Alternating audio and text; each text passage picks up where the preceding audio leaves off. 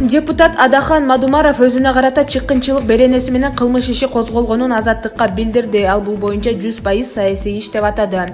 Бүгүн депутат Адахан Мадумаровду жоопко тартуу боюнча башкы прокурордун сунушу тууралуу депутаттык комиссия түзүлдү. Депутаттык комиссиянын курамында кимдер кирди? Ата журт Кыргызстан фракциясы Айбек Осмонов, Бүтүн Кыргызстан фракциясы Исхак Масалиев, Ынтымак фракциясы Мурадил Сыдыков, Ишеним фракциясы Бахридин Шабазов, Ыйман Нуру фракциясы Динара Ашимова, Элдик топтон Аманкан Кенжебаев жана Алиан фракциясы Азамат Исраилов.